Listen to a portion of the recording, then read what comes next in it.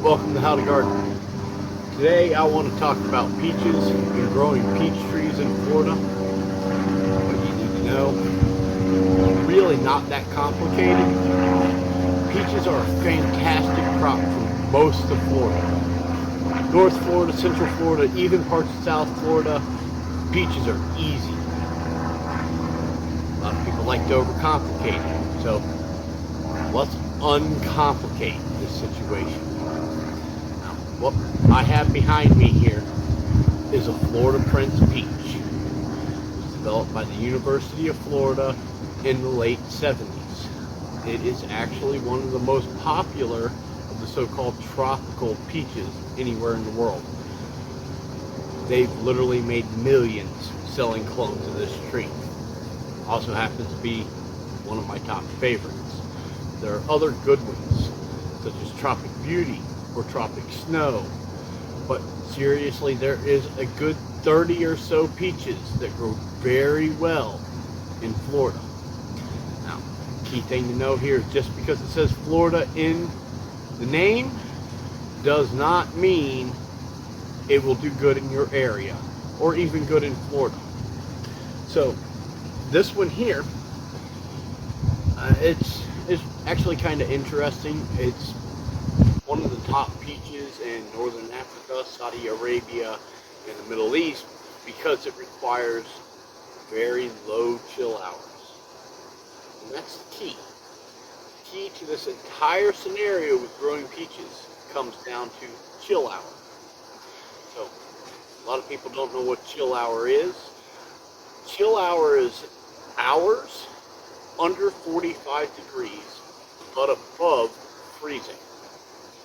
Florida can get a decent amount of chill hours. We're not talking in the thousands, we're talking in the low hundreds though. The Florida Prince has a chill hour requirement of about 150 chill hours per year. Now that being said, I've had years where my chill hours were in the low 70s, 80 chill hours, and it's still produced. Generally speaking, it produces around 300 peaches, 350 peaches a year. And this poor tree's been knocked down by 2 hurricanes and it's still producing. I'll probably get about 80 or 90 this year. A little low, that's because it's fallen down and I've replanted it. Next year will probably be right back up to that 300 mark. Now, when you're searching for them, you're going to want those chill hours as low as possible. If you're in North Florida, look for a peach with around 300 chill hours. If you're in Central Florida, look for ones that are around 100 to 150. Now, there are a couple that claim to be like 150 that is actually much less. So if you're in South Florida and you're not like way down there, down by the Keys, you can get away with growing peaches. This one will do okay for you, although it would be better that far south if you use Tropic Beauty or Tropic Snow. Even though they only have 150 chill hours, according to the literature, I personally know people down in the Redlands, down Miami-Dade, over on the west coast of Florida, way down south by the Everglades, that are growing peaches successfully. When you are looking for a good peach, these are excellent dooryard trees. And peaches are absolutely fantastic. Florida's the first in the nation to get their peaches. Which means if you're looking to sell them, you're getting your peaches in much earlier than, say, Georgia, Alabama, Tennessee, and other states that like to produce them. After all, peaches can grow all the way up into Canada. But it's all about that chill hour. Look for something appropriate for your area. You can easily Google what your chill hours are for your area. Now, where I'm at, this was 9B, but they just redid everything and it's now 10A. I'm consistently getting peaches most years. The years I haven't, had nothing to do with the chill hours. It actually had to do with it being knocked down by a hurricane coming through. This poor tree. It's all lopsided and weird. And it don't care. It's still producing me peaches. Other things you need to look out for is finding out, if you can, what type of rootstock it is on. You want something that will protect against nematodes.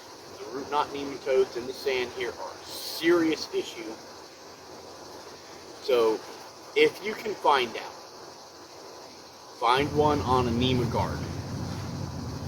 Another thing you need to know is people, for some reason, when they tell you it, or you tell them it's a tree, they expect it to be this monster. These dooryard trees are semi-dwarfs. They don't get much bigger than what's behind me. You're looking at a maximum of 20 feet, but usually around 14 or 15 feet, and about the same across in perfect conditions. Which means it's relatively easy to harvest the entire tree from a 6-foot ladder. You don't need anything special, or you can get a fruit harvester on a pole. Now, there are a couple other things you're going to have to watch out for here in Florida. One of them that just absolutely drives me nuts is this little tiny orange ant. This orange ant, when you trim off a piece, will go right into the center of it and start tunneling down into the branch. It's a peach borer. Well, it'll get down anywhere between an inch or 2 to like 5 inches, create a nest, have babies, and the babies will continue doing basically the same thing. Anytime you see them, you need to find that section and trim it off. Now, there's a bunch of different ways you can go about protecting a cut end. My preference is cheese wax. Literally the wax off of a baby bell, little wheels of cheese about that big. I have a bag that I just stick those in, and then when I need to, and I take cutting, I take some of that wax on there, and I just pack it on, and that will keep anything from pouring in there. Now eventually, in the Florida heat, that kind of melts, and you end up with an unsightly black spot. That unsightly black spot is a whole lot better than having a peach borer in your tree. You need to watch out for a couple different things. One is they tend to, as the summer ends, because it's so harsh here in the summer, a lot of times they go semi-dormant. They'll have leaves on them, but they're not growing. And then when it cools down in September, October, somewhere in that area here in Florida, and by cool down, that's relative, it'll suddenly start blooming.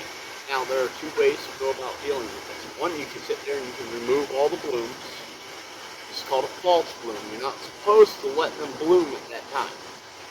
I've found from experience, sometimes you can let them bloom, they'll go ahead and set fruit. Go through the winter, go dormant, and have baby peaches on it. Wake back up, bloom again, put on more peaches, and the peaches will actually come ripe about a month to a month and a half earlier than the other peaches that came from the spring bloom. Or you can just remove them. It's up to you which way you want to do that. I've done it both ways. Honestly, there hasn't been much difference in production level. The only real difference has been the ones that set in the fall ended up basically right around the beginning of April, or sometimes earlier. Like, I got some one year that were ripe in the middle of February as the tree was starting to wake up. It was kind of a nice treat. It's like 8 or 9 peaches out of season. Yay! Otherwise, they're really, really easy. As far as fertilizers go, you can use industrial fertilizers. I myself like to lay down Arbor's Mulch Around 9. I like to bury fish around it. If I can get the clean manure source, I put down manure. Chicken manure, horse manure, cow manure. Now, if you're using the chicken manure, it's best if you go ahead and scrape that and put it in a bucket and let it go ahead and compost down with some water, make tea, and then kind of dilute that down. The horse manure, if it's clean, you can just put it around it, no issue at all. As long as you make sure it doesn't have any fungicides in it or broadleaf herbicides in it. And that can be a real problem because if you dump enough of the broadleaf herbicides around the base of your tree, it can actually affect the tree, even though that's meant for something smaller. This is a broadleaf plant.